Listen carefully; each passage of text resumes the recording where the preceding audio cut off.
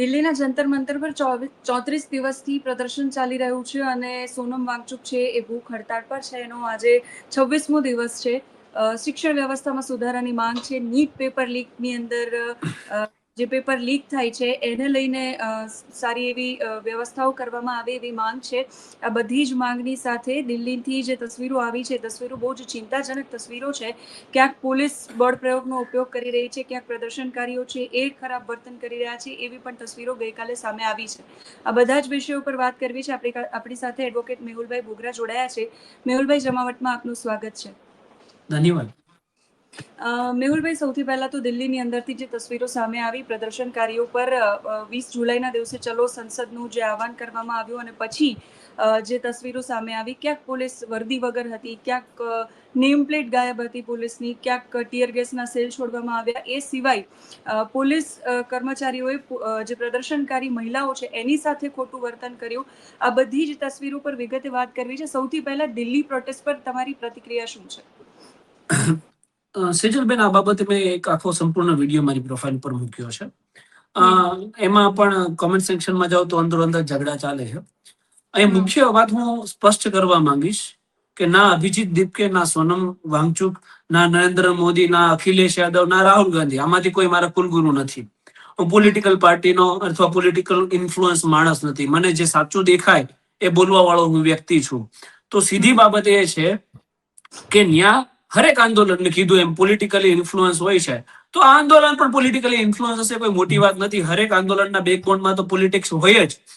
પરંતુ 30 થી 40% લોકો તો એવા હશે કે પોતાની જે જેન્યુઅન માંગણીઓ લઈને ગયા હોય. અને આપણે એટલા મૂર્ખ તો નથી કે આ દેશમાં રહેવા છતાં આ દેશના જે બેઝિક પ્રશ્નો છે આપણે ના સમજી શકીએ કે આ દેશમાં શિક્ષકોનો અછત છે, શિક્ષકોની ભરતીઓ નથી થતી, પ્રશ્ન છે. એક શિક્ષક દીઠ સરેરાશ બાળકો 40 થી 50 છે. વિકસિત દેશોમાં 10 જ હોય. બજેટની ફાળવણી 4% કરવામાં આવે છે. વિકસિત દેશોમાં 10% જેટલી કરવામાં આવે છે.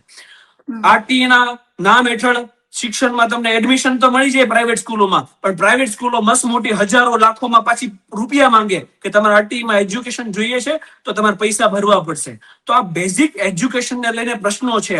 ઉપરથી કદાચ કોઈ મહેનત કરીને primary, higher secondary education college complete કરીને આગળ વધે તો પછી આ નીટ જેવી એક્ઝામ આપે તેના પેપર ફૂટી જાય. તો પ્રશ્ન અહીંયા એ જ આવે છે કે શિક્ષણ વ્યવસ્થામાં ખામી છે અને છે. અને જો શિક્ષણ વ્યવસ્થાની ખામીઓ એક શિક્ષણ મંત્રી સુધારી નથી શકતો તો એ શિક્ષણ મંત્રીના પદ ઉપર રહેવા માટે લાયક નથી. તો એને રાજીનામું આપવું જોઈએ ને આપવું જોઈએ. અહીંયા કોઈ દંભ રાખવાની જરૂર નથી. પેલું સોંગ મૂવીમાં બહુ સારું લાગે કે મેં દેશ નહીં ઝુકને દૂંગા, પરંતુ અહીંયા હકીકત એવી છે કે અમે દેશના યુવાઓ આગળ નહીં ઝૂકીએ. દેશના યુવાનોની માંગણી છે કે શિક્ષણ મંત્રી રાજીનામું આપે. તો હજારો લાખો એવા પોલિટિકલ લીડરો હશે હજારોની સંખ્યામાં કે જે શિક્ષણ મંત્રાલયને સારી રીતે સંભાળી શકે.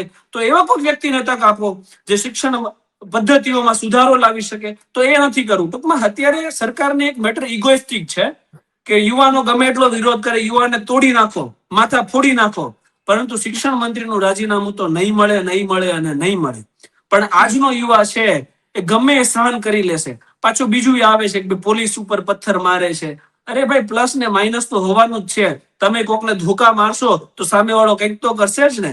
એ તો જે રાષ્ટ્ર માટે ધોકા ખાય ને એને ખબર હોય કે એ જે ચામડી આખી લીલા કલરની થઈ જાય ને જે પેન હોય એ પેન શું કહેવાય. હું તો આ યુવાનોને સેલ્યુટ કરું છું કે એટલી બર્બરતા સહન કરીને પણ અડગ માંગ સાથે ઉભા છે કે આ દેશની શિક્ષણ વ્યવસ્થા બદલાવી જોઈએ. સજલભાઈ, એ જ યુવાઓએ મેહુલભાઈ જ્યારે પત્રકારો સવાલ પૂછવા ગયા તો પત્રકારો પર પણ હુમલો કર્યો છે અને ગઈકાલે જે તસવીરો સામે આવી એ તસવીરોમાં પોલીસને પણ ભગાડી છે. દેખો સેજલભાઈ, લગભગ આ દેશના ઘણા યુવાનો જાણે છે કે જે નેશનલ લેવલની મીડિયાઓ છે, ગોદી મીડિયા છે, એ વન સાઇડ જ બતાવે છે. સરકારને ચાટવા સિવાય કોઈ ધંધો કરતી નથી. અને અહીંયા પાછા ઘણા મને એવું કરશે કે છે કે ભાઈ કોંગ્રેસ સરકાર હતી ત્યારે શું હતું. પ્રશ્ન એ નથી. 70 વર્ષમાં કોંગ્રેસે કઈ નથી કર્યું. હું 18 વર્ષનો થયો અને વોટિંગ આપવાનું જયારે શીખ્યો ને ત્યારે કદાચ મેં જ વોટ આપ્યો હશે કે ભાજપ સરકાર એ સત્તામાં બેઠી છે.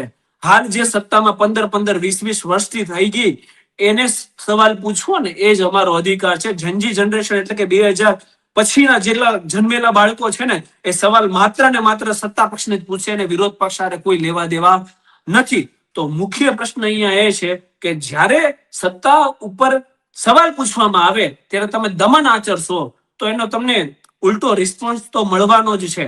તો એ રિસ્પોન્સનો જ એક ભાગ છે કે લોકો હવે કંટાળી ગયા છે, કારણ કે એનો પક્ષ કોઈક તો સાંભળવા વાળું હોવું જોઈએ. તો એવી ઘટનાઓ પણ આપણે ક્યાંક જોઈ છે જે મીડિયા કર્મચારીઓ પર હુમલા થયા, પોલીસ કર્મચારીઓ પર હુમલા થયા. પણ વસ્તુ એવું છે અહીંયા પણ કે તોડા કુત્તા ટોમી સડા કુત્તા કુત્તા, આ પોલિસી અહીંયા છે. એનો મતલબ એવો છે કે 6 પોલીસ કર્મચારીઓ ઘાયલ થયા છે ઓફિશિયલ આંકડા મુજબ, 180 આંદોલનકારીઓ ઘાયલ થયા છે અને જ્યાં સુધી મને ખબર છે ત્યાં સુધી 11 ના મોત થયા છે. કોઈ પોલીસ કર્મચારીનું મોત થયું હોય એવો કોઈ ઓફિશિયલ આંકડો આવ્યો નથી ને ક્યારેય થવું ના જોઈએ. પણ વાત અહીંયા એવી છે કે વિદ્યાર્થીઓ પર બર્બરતા આચરવામાં આવે તો ઇટ ઇઝ ફાઇન. વિદ્યાર્થીઓ કઈ અપોઝિટ ડિરેક્શનમાં કરે જે ના કરવું જોઈએ પણ થઈ જાય અગ્રેશનમાં તો ઇટ ઇઝ રોંગ, અને એ સાઈડ બતાવી એ વ્યાજબી નથી. બંને સાઈડ ઉપર તટસ્થ ઓપિનિયન આપવો જોઈએ. સેજલભાઈ, જે તસવીરો પ્રદર્શનમાંથી સામે આવી છે એના પર કાયદો શું કહે છે આપની પાસેથી જાણવું છે. ઘણી તસવીરો એવી સામે આવી છે કે જ્યાં પોલીસ કર્મચારીઓ છોકરીઓને સ્પર્શ કરે છે ખોટી રીતે અને ખોટી જગ્યાએ મારે છે, એવા પણ તસવીરો સોશિયલ મીડિયા પર સામે આવી છે. તો આ તસવીરો પર કાયદો શું કહે છે? દેખો, કાયદો તો બહુ બધું છે. એમ તો કથિત આ દેશમાં ડેમોક્રેસી છે, લોકશાહી છે, પણ લોકશાહી છે ક્યાં અવાજ ઉઠાઈ શકીએ છીએ. કાયદો તો સ્ત્રીઓને અસોલ્ટ કરવાનું છોડી દો, પણ સ્ત્રીઓની સામે ખરાબ લેંગ્વેજમાં વાત કરવામાં આવે ને તો એ ઇન્સલ્ટ મોડેસ્ટી ઓફ વુમન નો 79 મુજબ એ ધારા લાગે તમારી ઉપર. અહીંયા તો પ્રાઇવેટ પાર્ટ ઉપર ટચ કરવામાં આવે, સ્ત્રીઓને જેન્ટ્સ પોલીસ મારે છે તો 79 મુજબ પણ કેસ દાખલ થાય, પણ તો એવા કોઈ કેસ દાખલ થશે નહીં. માત્ર ને માત્ર કેસો દાખલ થશે કોના ઉપર? તો કે બિચારા વિદ્યાર્થીઓ ઉપર, યુથ ઉપર. શું કેસ દાખલ થશે? તો કે ભાઈ રાયોટિંગ કર્યું, હુલ્લડ મચાવ્યું, દેશ વિરોધી કૃત્યો કર્યા, સરકારી મિલકતોમાં નુકસાન પહોંચાડ્યું. આ બધા કેસો યુથ ઉપર થશે, પરંતુ યુથ ઉપર જે ટોર્ચરિંગ થાય છે એનો કોઈ કેસ થશે નહીં. એટલે આ કથિત ડેમોક્રેસીના કથિત કાયદાઓ છે અને આ કથિત કાયદાઓમાંથી યુવાઓને કઈ ન્યાય મળે એવું મને લાગતું નથી, કારણ કે CGI નું હમણાં રિસન્ટ સ્ટેટમેન્ટ સાંભળ્યું કે અમારી પાસે સમય નથી આ બધા વિડીયો જોવાના. એટલે મારું તો ખૂન ખોલી ઉઠે, કારણ કે હું એ પ્રકારની માનસિકતા વાળો વ્યક્તિ છું કે અન્યાય સહન મારાથી ના થાય. એક ચીફ જસ્ટિસ નું કામ જ એ છે કે તમે એટલીસ્ટ સાંભળો. રાષ્ટ્રપતિ પણ ચૂપ છે, એ પણ વાત મને ખૂચે છે કે જ્યારે આ દેશની અંદર એટલી બધી અરાજકતા ચાલતી હોય તો તમે કંઈક તો ઇન્ટરવેન્શન કરો, કંઈક તો તમારો ઓપિનિયન આપો. અમથા સ્યુ મોટો લીધા કરો છો જે મેટ્રોમાં કઈ ગાડી લેવાનું નથી, પોલિટિકલી પછી બિઝનેસમેન ને ફાયદા થતા હોય એ મેટરો અર્જન્ટમાં આવી જાય બોર્ડ ઉપર, એ બધામાં તમારી પાસે હિયરિંગ કરવાનો સમય છે. પરંતુ જે દેશ હિતની વાતો છે, યુવાનો માટેની વાતો છે, એની માટે ના તો ચીફ જસ્ટિસ પાસે ટાઈમ છે ના તો રાષ્ટ્રપતિ પાસે ટાઈમ છે. આજે આખી ઘટનાઓ ચાલી રહી છે અને લઈને પ્રધાનમંત્રી નરેન્દ્ર મોદીની એક પોસ્ટ સામે આવી છે, આજે એમણે કરી છે. એમણે એવું લખ્યું છે કે ફાસ્ટ ટ્રેક કોર્ટની અંદર કેસ ચલાવવામાં આવશે, જેટલા પણ દોષિતો છે એને સજા મળશે. તમારું શું માનવું છે? અગાઉ પણ ઘણા બધા કેસીસ છે ફાસ્ટ ટ્રેક કોર્ટની અંદર ચાલ્યા છે, એના પછી શું થયું છે આ કેસમાં? સેજલબેન, ભલી હંમેશા બકરે કી દી જાતી હૈ, શેર કી નહીં. કોઈ પણ કોમન મેન હોય એની એટલી ઓકાત નથી કે નીટનું પેપર ફોડી શકે. આ યાદ રાખજો. હંમેશા અરેસ્ટ, ધરપકડ, સજા આ બધું કોમન મેન ને થાય. જે નીચલી લેવલનો વ્યક્તિ છે એ પણ ખોટો છે, યાદ રાખજો કે એને પણ પેપર લીકમાં કંઈક સહભાગી ફાળો આપ્યો છે, એને સજા થવી જ જોઈએ. પરંતુ નીટ લેવલના પેપર ત્યારે જ ફૂટે જ્યારે કોઈ હાઈ પ્રોફાઇલ, પોલિટિકલી અથવા વગવાળો વ્યક્તિ, કોઈ અધિકારીનો દીકરો, કોઈ પોલિટિશિયનનો દીકરો ત્યાં સુધી છેડા અડાડે ત્યારે જ એ પોટેન્શિયલ રહ્યું છે કે એમાં નીટનું પેપર લીક થાય. તો જે મોટા માથાઓ છે એ ફરીવાર છટકી જશે, એને કંઈ જ નહીં થાય. પરંતુ જે નિર્બળ છે, જે લાચાર છે, જેને છેલ્લે પેપર મળ્યું અને એને ગોખી લીધું ને એક્ઝામ આપી હશે, એ બધાને પકડવામાં આવશે, એને દબોચવામાં આવશે, એને સજાકીય કાર્યવાહી કરવામાં આવશે. તો એમાં પણ કોઈ તટસ્થ કાર્યવાહી થાય ને એવું મને લાગતું નથી. અને પ્રાણ પ્રશ્ન જે છે અહીંયા સેજલબેન કે એક કાર્યવાહી કરવાથી ભવિષ્યમાં નીટની પેપરના અથવા અન્ય એક્ઝામોના પેપર લીક નહીં થાય એવી નરેન્દ્ર મોદી ખાતરી આપી શકશે? તો કે નહીં આપી શકે. શા માટે નહીં આપી શકે? કારણ કે આ દેશની એજ્યુકેશન સિસ્ટમ જ બોધી છે અને એજ્યુકેશન સિસ્ટમને સક્ષમ કરવા વાળા જો કોઈ વ્યક્તિ હોય તો એ છે એજ્યુકેશન મિનિસ્ટર. હું તો કહું છું કે એજ્યુકેશન મિનિસ્ટ્રી ધર્મેન્દ્ર પ્રધાનને શરમથી ડૂબી મરવું જોઈએ કે પોતાની જવાબદારી સ્વીકારી અને જાતે પોતે રાજીનામું આપવું જોઈએ કે ભાઈ હું રાજીનામું આપું છું જ્યારે મને લાગશે ને કે હું એજ્યુકેશન મિનિસ્ટ્રીને સક્ષમતાથી સંભાળવા માટે તૈયાર છું ત્યારે કદાચ સરકાર મને ઓપોર્ચ્યુનિટી આપશે તો હું ફરીવાર મંત્રી બનીશ. એની માટે વિરોધ પ્રદર્શનની જરૂર જ નથી. પરંતુ અહીંયા ઠીક છે કે નમાલાઓની સરકાર છે, નમાલાઓ મંત્રી છે અને બધું પોલમપોલ ચાલે છે. સજલભાઈ, એક તસવીર એ પણ સામે આવી હતી કે યુનિફોર્મ વગર પોલીસ કર્મચારીઓ છે એ જોવા મળ્યા. એ યુવાનોને અને છોકરીઓને મારતા હતા. એ સિવાય સુરક્ષા કર્મીઓની જે વર્દી હતી એના પર નેમ પ્લેટ પણ નહોતી. અને આ જે તસવીરો સામે આવી અને બહુ જ ચર્ચા જગાવી છે, તો આના માટે કાયદો શું કહે છે? સેજલબેન, જ્યારે આવા આંદોલનો થાય ને ત્યારે સરકારના જ પાયદળિયાઓ એ પ્રાઇવેટ વ્યક્તિઓ હોય છે. યુનિફોર્મ બલ્કમાં મંગાવવામાં આવે. એ પોતે ના તો પોલીસ ઓફિસર હોય, ના પોલીસ તરીકેનું ડિસિપ્લિન એનામાં હોય, ના એ કોઈ ટ્રેનિંગ લઈને આવ્યો હોય, ના એને રાયોટિંગ મેનેજ કરતા આવડતું હોય. એ માત્ર એક જ કામ કરે, યુનિફોર્મ પહેરીને એને જીવનમાં પહેલી વાર લાકડી ભાગડી હોય, એને સોટા સોટી બોલાવતા સિવાય કંઈ આવડતું ના હોય. તો આ જે આખા કન્ડક્ટ છે ને, એ આખા કન્ડક્ટ રોંગ છે. તમારે કદાચ લો એન્ડ ઓર્ડર મેન્ટેન કરવો હોય તો એની માટે પોલીસ બળ છે. તમારે પ્રાઇવેટ વ્યક્તિઓને યુનિફોર્મ અને લાકડીઓ આપવાની ક્યારેય જરૂરિયાત હોતી નથી. ફરીવાર અહીંયા કાયદો વ્યવસ્થાની વાત આવે તો personality as an police officer, public servant એ પણ ક્રાઇમ છે. પરંતુ એમાં પણ કોઈ કાર્યવાહી કરવામાં આવશે નહીં. મેં તમને કીધું એમ આવા હજારો વિડીયો આપણે જોયા છે સેજલબેન, પણ આ વિડીયોના સંજ્ઞાન લઈને પ્રાઇવેટ વ્યક્તિઓ કોણ હતા એની તપાસ સરકાર તો નહીં જ કરે. લોકો કરી અને આપણી સુધી પહોંચાડશે એ અલગ વાત છે. એમાં સરકાર એફઆઈઆર નહીં લે. પરંતુ કયા કયા વિદ્યાર્થીઓએ પોલીસ કર્મચારીઓ પર હુમલા કર્યા એમની ચોક્કસથી આવનાર સમયમાં એફઆઈઆર આપણને જોવા મળશે. 34 દિવસ કરતાં વધારે સમયથી આંદોલન ચાલી રહ્યું છે. શાંતિપૂર્ણ રીતે 30 દિવસ સુધી ચાલ્યું. પછી 20 જુલાઈએ એલાન કરવામાં આવ્યું કે ચલો સંસદ જઈએ, અને પછી એમને રોકવામાં આવ્યા. પોલીસ કર્મચારીઓએ જે કર્યું એના પછી પોલિટિકલ પાર્ટીઓની એની અંદર એન્ટ્રી થઈ. આમ આદમી પાર્ટી કે કોંગ્રેસ કે બાકીની બધી જ પાર્ટીઓ એમાં આવી.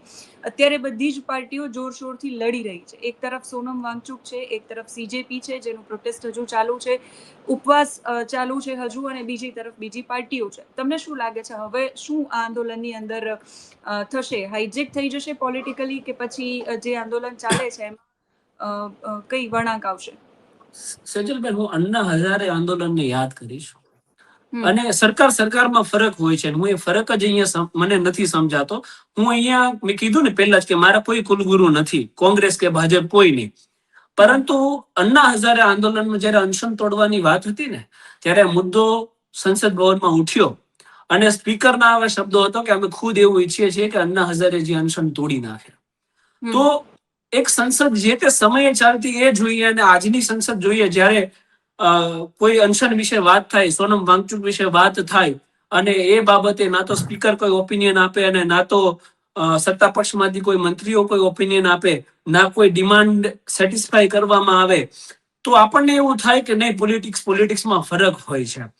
પ્રશ્ન અહીંયા એ છે કે જે માંગણીઓ છે ને યુથની, એ નકારી તો નથી જ. આ દેશમાં સમસ્યા તો છે જ. અને હરેક સમસ્યાને તમે ધર્મમાં, પાકિસ્તાન અને ચાઇનામાં ડાયવર્ટ ના કરી શકો. અને જો તમે એમાં ડાયવર્ટ કરતા હોય તો એકવાર ચાઇના જઈ અને જે અહીંયા વિરોધ કરે છે અને જે ચાટુકારિતા કરે છે ને, એ લોકોને એકવાર ચાઇના જઈ અને ત્યાંની એજ્યુકેશન સિસ્ટમ, ત્યાંના રોડ રસ્તાઓ એકવાર જોવા જોઈએ કે આપણે આ દેશની અંદર ધર્મ જરૂરી છે, યાદ રાખજો. પરંતુ ધર્મની સાથે સાથે શિક્ષણ અને વિજ્ઞાન એટલું જ જરૂરી છે. જે દેશ સાયન્સના આધારિત નથી ચાલતો ને, એ દેશ પછાત રહી જાય છે. અને મને એ જ ડર છે કે તમે યુથને એજ્યુકેશન આપો ધર્મની સાથે સાથે. માત્ર ધર્મથી આ દેશ નહીં ચાલે. તો સીધી બાબત એ છે કે જે યુથની માંગણીઓ છે ને, એ સરકાર દ્વારા સ્વીકારવામાં આવે.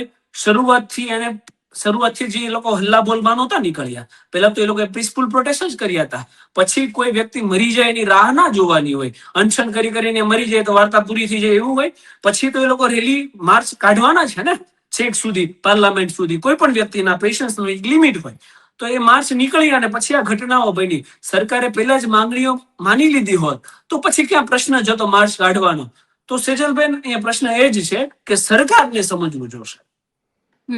આભાર મેહુલભાઈ જમાવટ સાથે જોડાવા માટે. સૌથી મોટી કમનસીબી એ છે કે જે પ્રાથમિક જરૂરિયાત છે એવી શિક્ષણની વ્યવસ્થાઓ માટે 34 દિવસ સુધી આંદોલન કરવું પડે અને ઉપવાસ પર ઉતરવું પડે અને છતાંય સરકાર સામે આવીને વાતચીત ન કરે એ સૌથી મોટી કમનસીબી છે. અપેક્ષા રાખીએ કે સરકાર જે યુથની માંગણીઓ છે એને સાંભળે એટલીસ્ટ, અને પછી જો એ યોગ્ય ન હોય કે હોય પછીની વાત છે, પણ એક રસ્તા પર એક મુદ્દા પર એક પોઈન્ટ પર આવે.